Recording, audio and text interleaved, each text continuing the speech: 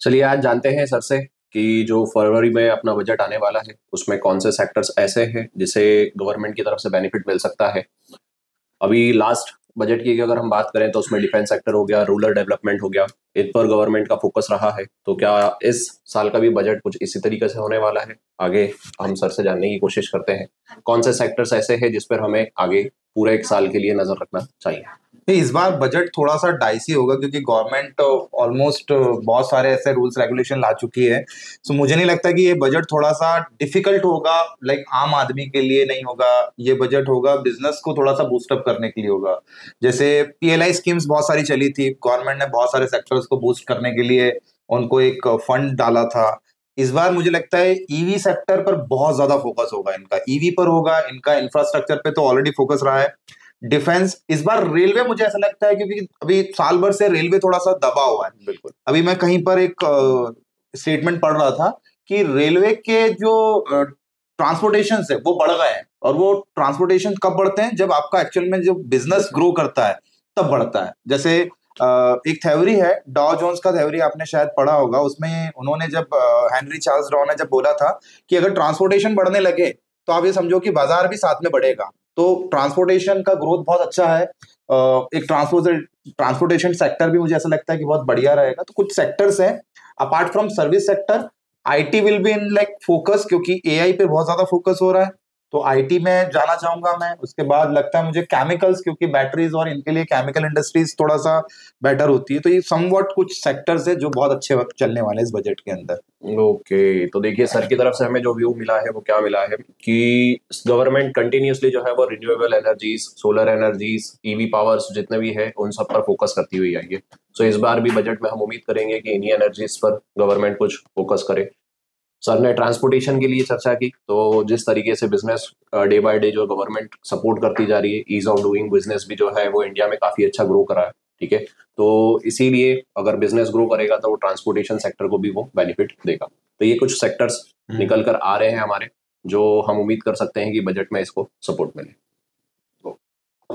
अभी इस बजट का एक मेन जो है वो मेन पॉइंट ऑफ अट्रैक्शन वाली बात ये आ रही है कि 7 लाख से 15 लाख का जो टैक्स स्लैब है वो भी करने की बात चल रही है। अब गवर्नमेंट देखते हैं कि गवर्नमेंट रिटेलर्स को थोड़ा सा राहत देगी या फिर बिजनेसमैन को राहत देगी। ये क्वेश्चंस जितेंद्र जी से मैं पूछता हूँ कि आप क्या सोचते हैं कि अगर 7 लाख से टैक्स स्लैब अगर 15 लाख हो जाएगा तो आपके जीवन पर क्या असर पड़ने वाला है? जी, देखिए एक आम आदमी के लिए जो है उसका मंथली सैलरी जो होती है पूरे साल का जो 7 लाख पैसा होता है वो एक कहीं ना कहीं देखा जाए तो शॉर्ट हो जाता है।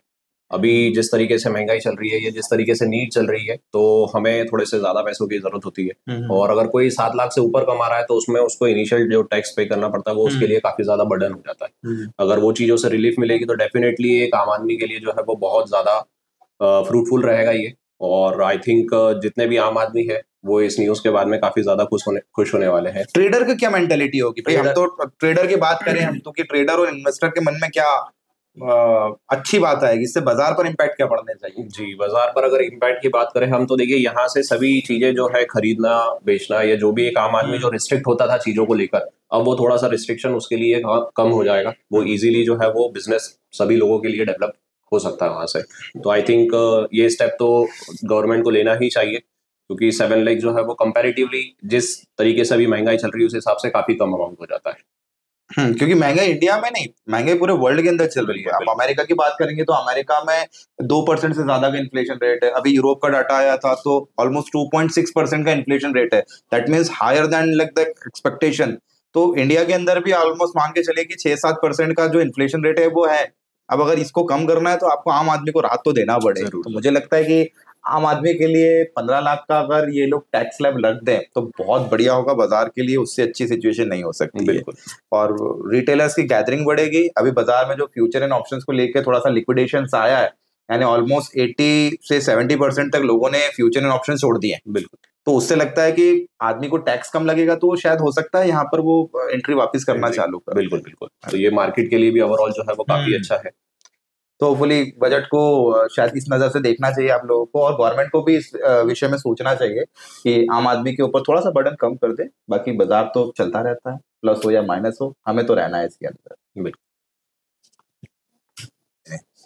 तो ओवरऑल ये बजट शायद अच्छा रहने वाला है, रिटेलर्स के भी लिए अच्छा रहेगा, और जो सेक्टर वाइज है जहां पर गवर्नमेंट पीएलआई स्कीम्स देगी बूस्टअप करने के लिए, वो भी मुझे लगता है कि बहुत बेहतर रहने वाला है। आप ईवी सेक्टर्स देख लीजिए, आप डिफेंस को थोड़ा सा लाइटली रखते हुए आप रेलवेज देख लीजिए, आप केमिकल देख लीजिए, इंफ्रास्ट्रक्चर एंड आईटी, ये सारे सेक्टर्स लाइमलाइट में रहने वाले हैं। और मुझे लगता है कि इस बजट को गवर्नमेंट को बहुत केयरफुली लेना चाहिए, और ये बजट हम सभी लोगों के लिए इम्पोर्टेंट है, और होपफुली गवर्नमेंट से हम ये प्रे करते हैं कि इस बार वो रिटेलर को निराश नहीं करेगा।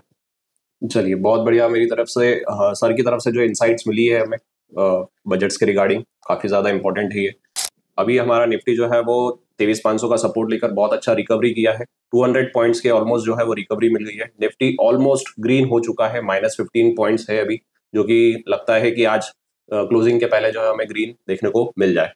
ओके, सो इस तरीके की अपडेट्स के लिए आप जरूर जो है द ट्रेडिंग इंस्टीट्यूट चैनल को फॉलो करें, लाइक शेयर एंड सब्सक्राइब जरूर कीजिए। Thank you.